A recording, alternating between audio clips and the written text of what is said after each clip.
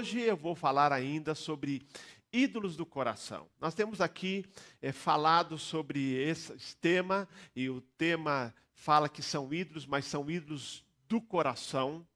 O nosso objetivo aqui é identificar possíveis ídolos em nossa vida.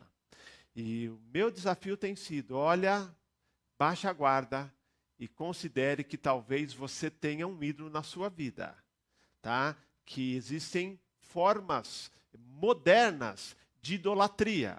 E Tim Keller diz que as formas modernas são muito mais sutis, porque são mais difíceis de serem identificadas. É fácil você dizer assim, não, olha, eu não adoro uma imagem, mas é muito mais difícil você identificar um ídolo que está no coração. O Tim Keller diz que existem formas mais sutis, e hoje, segundo ele, os ídolos da atualidade, os ídolos modernos, são extremamente sofisticados, porque integram categorias culturais, psicológicas, sociais e até espirituais.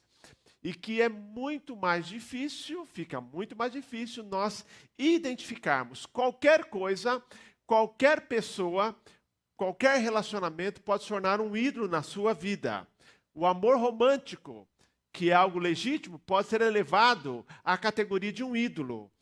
Dinheiro, que Deus nos dá como meio de subsistência, pode ser elevado à condição de ídolo. Desejo de poder, de realização, acesso a alguns círculos sociais, dependência emocional de uma outra pessoa, a busca da boa forma física, a busca da beleza. Então, qualquer coisa, e muitas delas legítimas, com facilidade, tomam lugar no nosso coração e se tornam um ídolo. Tim Keller diz que ídolo é qualquer coisa que absorva no seu coração tempo, a sua imaginação, qualquer coisa que procura roubar o lugar de Deus. Tá? Então, vou dizer a você o seguinte, se você busca segurança, significado, propósito, senso de identidade ou felicidade em qualquer coisa que não seja Deus, você é um idólatra. Nós somos idólatras. Quando a gente está procurando em outras pessoas, em outras coisas, o que só Deus pode dar, que é o nosso senso de identidade, de significado, de segurança, de propósito na vida e de felicidade, nós estamos flertando com a idolatria e somos candidatos à idolatria. A Bíblia, inúmeras vezes, alerta para o perigo da idolatria. No Novo e Antigo Testamento, Paulo diz, fujam da idolatria, 1 Coríntios 10, 14. 1 João termina, um texto para mim, eu diria assim, emblemático. Termina a sua carta, pequena carta, dizendo assim, filhinhos, cuidado com os ídolos. E ele escreveu para cristãos. Cuidado com os ídolos. Com certeza, o que ele tinha em mente eram esses ídolos que hoje nós chamamos de ídolos modernos, ídolos de categorias mais sutis que as pessoas não observariam. Porque o judeu já estava muito mais atento para as categorias de imagens de escultura. Mas é bem provável que pudessem estar sendo enganados pelos ídolos que hoje chamamos de ídolos modernos. Mas o texto lá no Antigo Testamento, Ezequiel fala, Deus condenando, levantaram ídolos dentro do seu coração. Como se não bastassem ídolos externos, os ídolos mais sutis tomaram o coração do povo, o ídolo dentro do coração. Falamos aqui sobre o amor ao dinheiro, que é a idolatria, e é um dos mais perigosos, porque ninguém admite que é ganancioso. A gente sempre acha, não, só quero ter dinheiro para viver. Mas se perguntar quantos, fala assim, um pouquinho mais. Entendeu? O amor ao dinheiro é um dos principais concorrentes. Jesus disse que é impossível servir a Deus e a Mamon. E falamos aqui que amor, às vezes, ao dinheiro que você não tem. Né? Às vezes você tem dinheiro e não ama o dinheiro. Às vezes você não tem, mas ama o dinheiro por desejar. O amor ao dinheiro, e Jesus diz, olha, é muito sério, porque é impossível servir a Deus e as riquezas, servir a Deus e a Mamon. Falamos semana passada sobre o perigo, o ídolo da sedução do poder.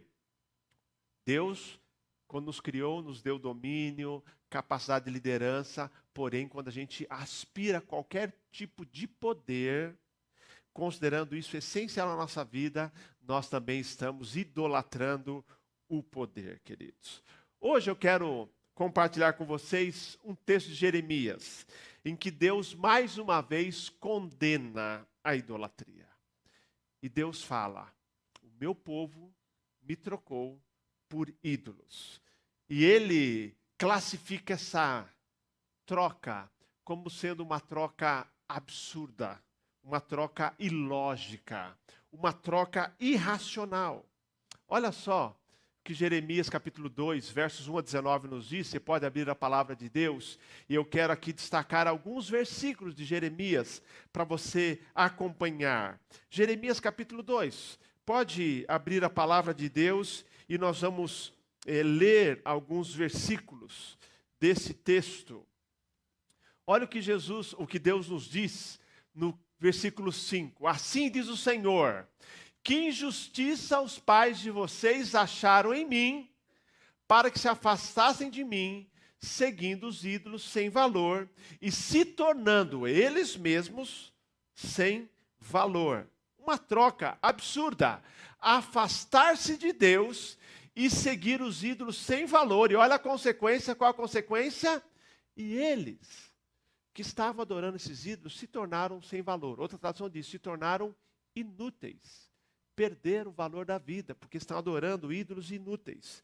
Agora, versículo 11, olha o que diz: houve alguma nação que trocasse os seus deuses, mesmo que não fossem deuses de verdade, mas o meu povo trocou a sua glória por aquilo que não tem proveito algum. Não é séria a acusação, queridos? Deus chama aqui para uma reflexão e fala assim: olha, veja se alguma nação que adora deuses falsos, Baal ou qualquer outro, veja se essas nações trocaram os seus deuses. Nenhuma delas, embora adorando deuses que não são deuses, mas vocês, que tinham o único Deus verdadeiro, trocaram e passaram a seguir outros deuses. A Bíblia diz: trocou a sua glória, a glória de Deus, queridos, por aquilo que não tem proveito algum. Queridos, mas aí, nesse texto, Jeremias, ao fazer essa acusação, para chamar a atenção do povo, ele faz uso de uma imagem, ou de duas imagens. Queridos, as imagens, alguém diz que uma imagem fala mais do que 1000 palavras. E essa é uma imagem que sempre ficou no meu coração. É a imagem que Jeremias, que Deus, usando Jeremias, usa para falar dessa troca ilógica, dessa troca absurda, dessa troca de Deus por aquilo que não é Deus, Deus pelos ídolos. E ele nos leva a imaginar a seguinte situação: imagine um povo que viva numa terra ou num vale que é repleto de mananciais e fontes de água pura.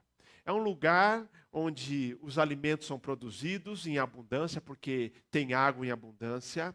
Há pastos verdes, porque a água também é abundante. Há sistemas de abastecimento. Todos têm água para beber, para higiene pessoal, para uso na cozinha. Então, é uma região em que o que não falta é a água. E considerando o povo antigo, e a nossa situação hoje, mas o povo antigo de maneira especial, ali dependendo exclusivamente daquele manancial. Mas nada falta, é uma terra fértil. Mas a Bíblia diz que esse povo que vive nessa terra fértil, com inúmeros mananciais, resolve virar as costas para esses mananciais e construir aquilo que o texto chama de cisternas rachadas. Constroem cisternas. Cisterna é um reservatório que, via de regra, é construído para reter a água da chuva. E eles constroem, nesse mesmo local, onde há fontes de água, água pura. Eles constroem as cisternas e começam a depender para a sua vida, para a higiene pessoal, para a cozinha, para alimentar os animais, para cuidar das pastagens, tudo dessa água da cisterna. Mas eles constroem e cada vez que vão buscar água, não tem água. Se tem, é pouquíssima água, porque eles construíram cisternas e construíram cisternas rachadas. Aí Deus diz: porque o meu povo cometeu 2 males. abandonaram a mim a fonte de água viva e cavaram cisternas, cisternas rachadas, tradução antiga diz cisternas rotas, lembram? Cisternas rotas, que não retêm as águas. Queridos, hoje eu quero compartilhar com você fonte de água viva ou cisternas rachadas. Onde nós estamos buscando a satisfação para a nossa vida? Ou nós estamos buscando significado, propósito, segurança, felicidade, senso de identidade.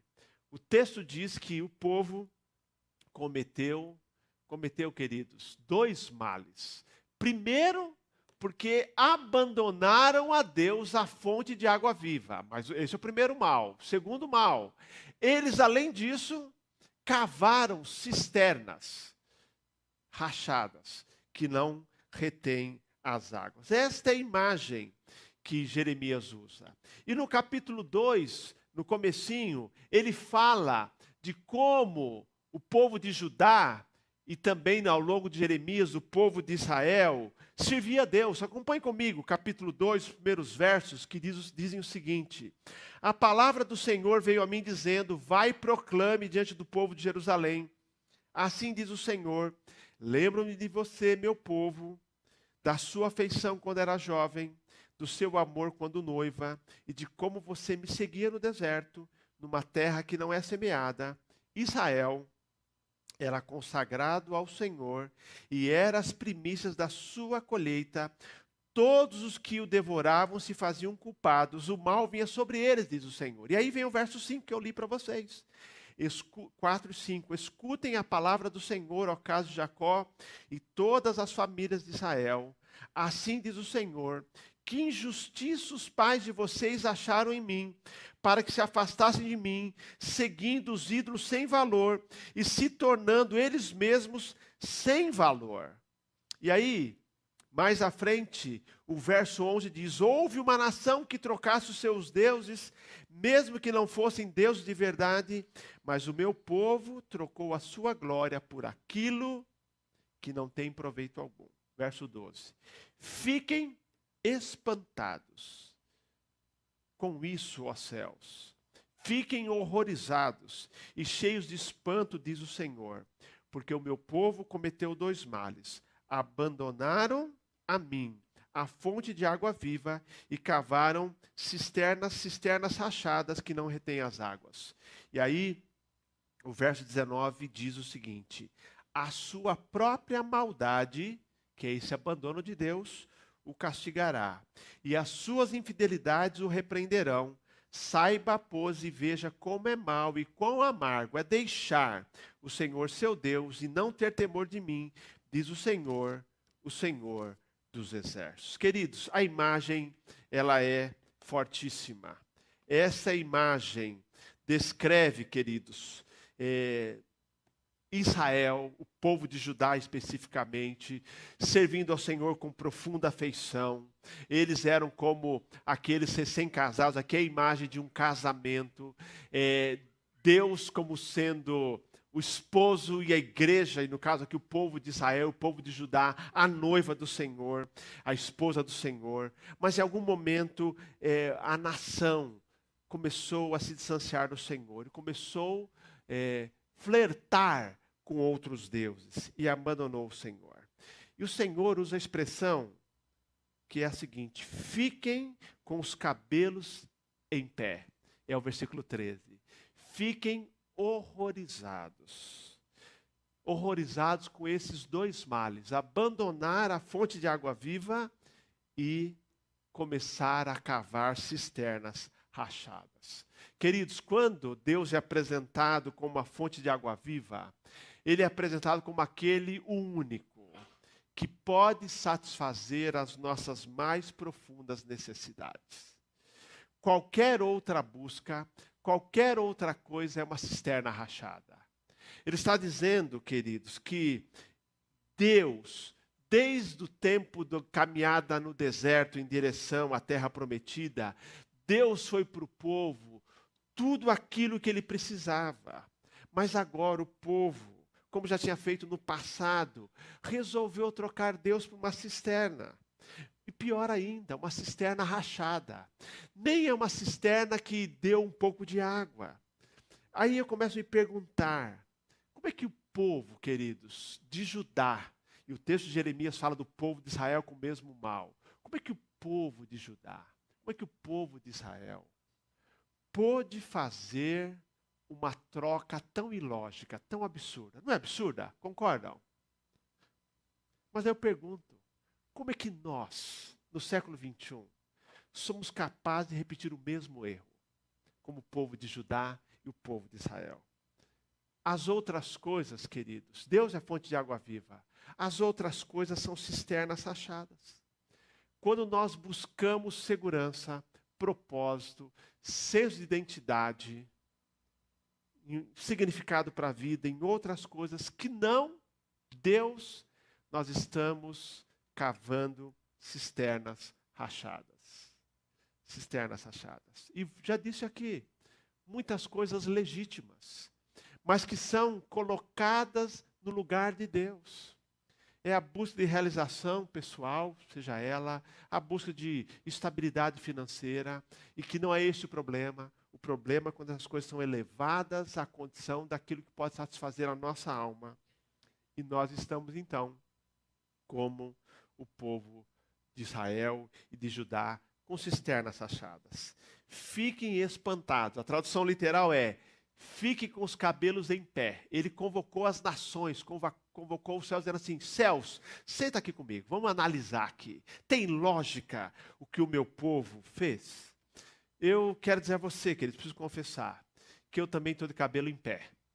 Quando eu olho para o estado da igreja evangélica brasileira no século 21. Buscando satisfação, buscando alegria, buscando senso de propósito em outras coisas e não em Deus. Entendeu? Eu posso dizer que meu cabelo está em pé. Se o pastor Ricardo estivesse pregando, ele ia ter que arrumar uma outra ilustração. Tá? Tá bom, Ricardo? Então sou eu. Então, o fato é, eu também estou com meus cabelos em pé. Eu estou horrorizado ao acompanhar a igreja evangélica brasileira. Só como pastor, o ano que vem, 35 anos. E buscando satisfação. As cisternas que as pessoas estão construindo. O século 21, o século 20 foi marcado pela busca da satisfação na carreira. Está mudando um pouco hoje, graças a Deus. Mas as pessoas, no século 20, a carreira era o mais importante. Faziam da carreira a razão da sua existência. E não há errado, nada errado em procurar ser o melhor profissional, ser excelente. Mas as pessoas elevaram a carreira e no altar da carreira, porque idolatria exige sacrifício. No altar da carreira, sacrificaram família, saúde, vida, amizade. Isso ainda acontece. Se você está buscando na carreira a razão da sua existência, você está tentando tirar a água de uma cisterna rachada. Século 21, a cisterna mais rachada que existe, mais buscada, é o reconhecimento social. Os viciados em likes, em seguidores, nas redes sociais, que a coisa mais efêmera que existe é rede social.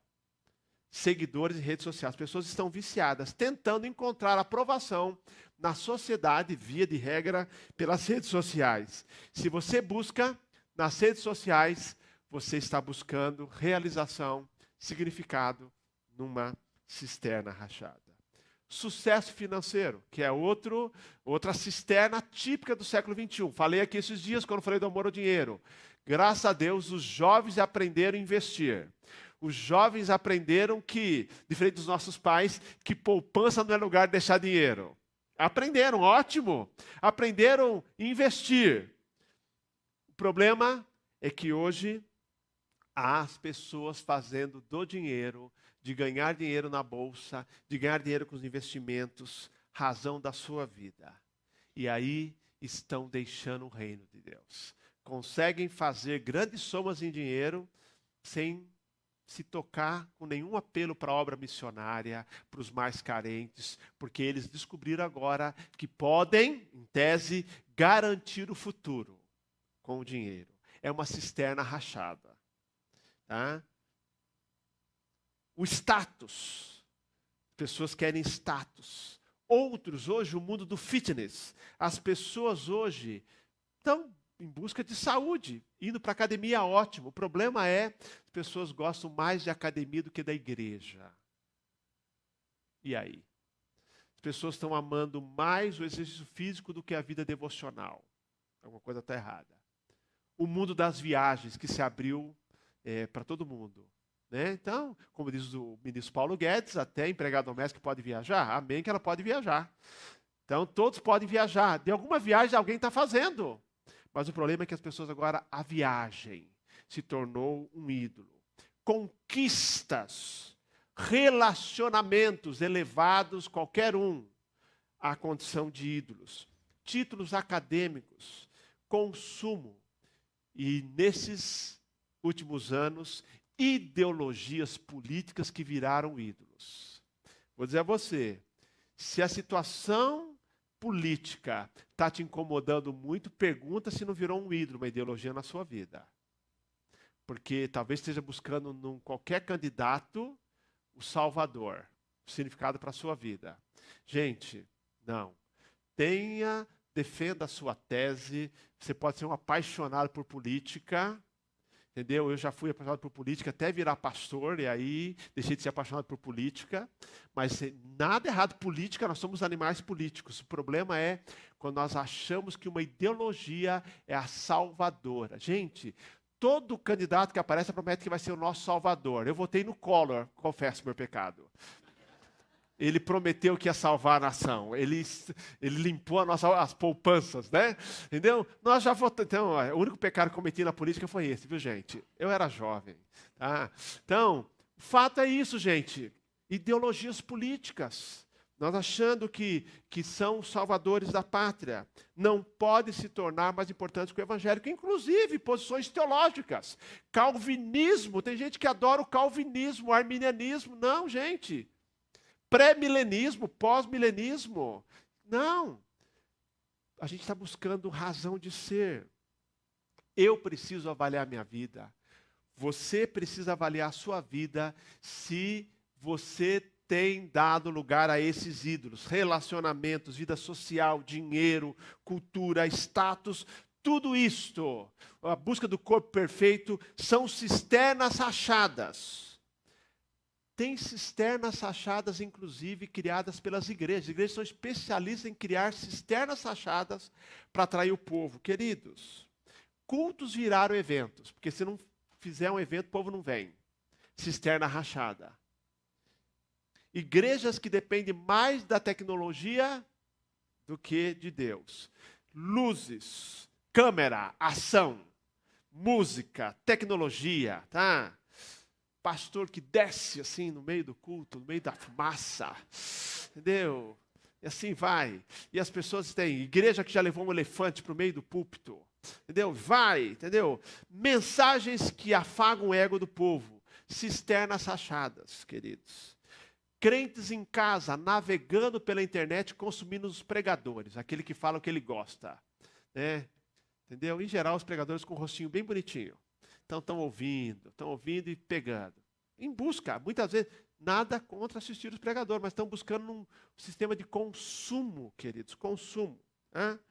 Aí, queridos, Deus olha para o nosso comportamento e diz que nós estamos abandonando a fonte de água viva. Então, por exemplo, nós temos aqui em nossa igreja grupos de oração online e tem o culto de oração de quinta-feira. Os grupos online, mulheres, vários grupos, homens, toda terça-feira, às 7h30 na plataforma Zoom, estamos lá orando. Temos o culto de quinta-feira e nós só temos um atrativo, gente. Oração.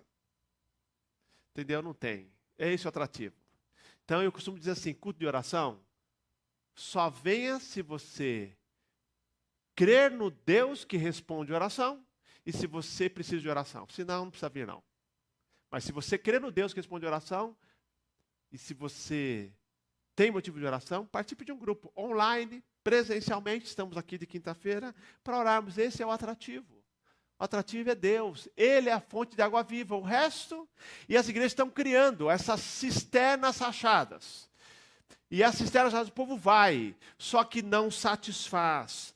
Deus olha para a nossa atitude, buscando as cisternas rachadas, e diz assim: isso não vai acabar bem. Quais são as nossas cisternas rachadas? Nós temos que perguntar, queridos, eu e você, e avaliar e abandoná-las, porque não vai acabar bem. Ele fala das consequências. Saiba, pois, e veja como é mau e quão amargo é deixar o Senhor, seu Deus, e não ter temor de mim, diz o Senhor dos Exércitos.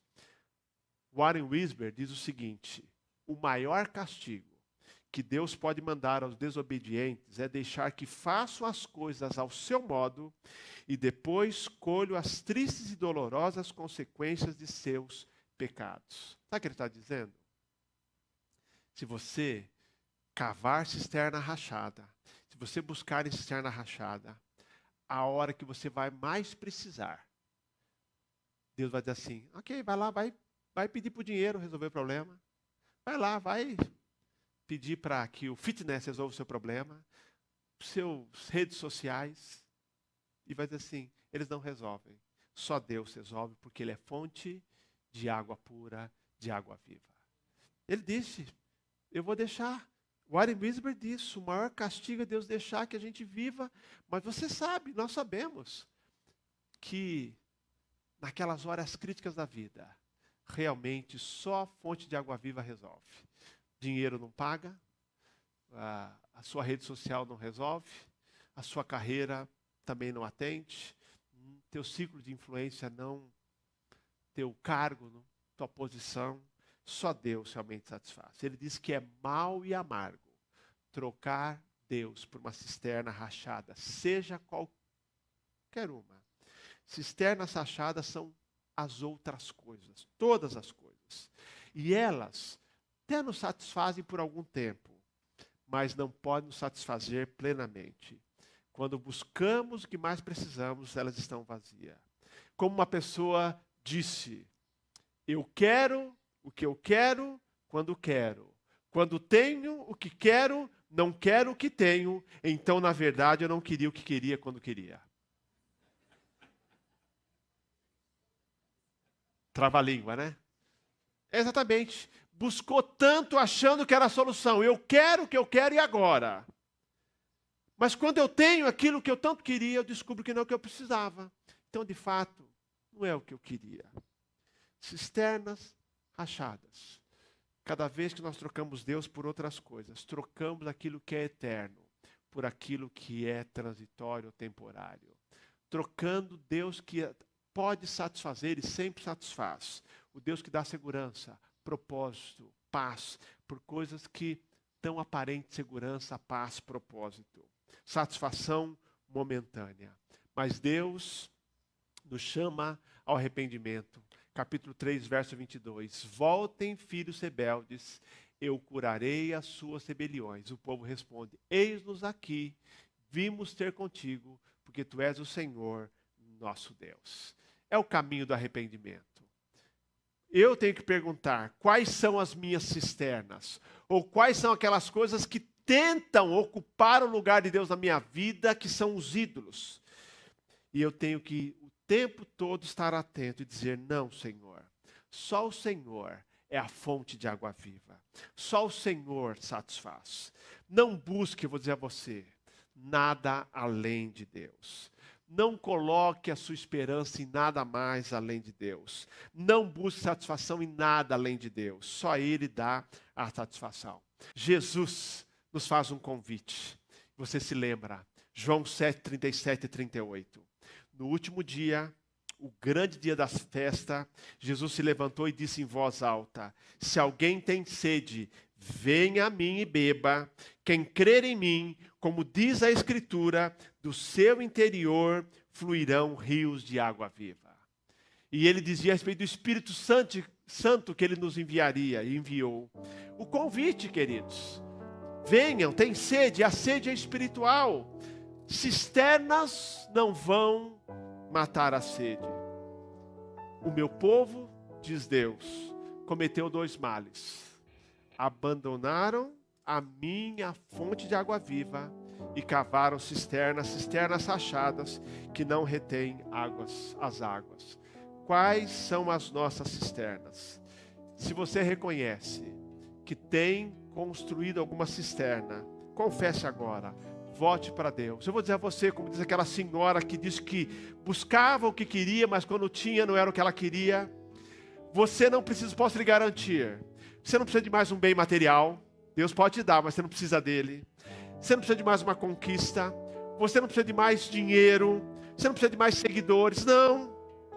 Você não precisa de menos alguns quilinhos. Você pode perder, tudo bem. Mas não são eles que vão trazer alegria.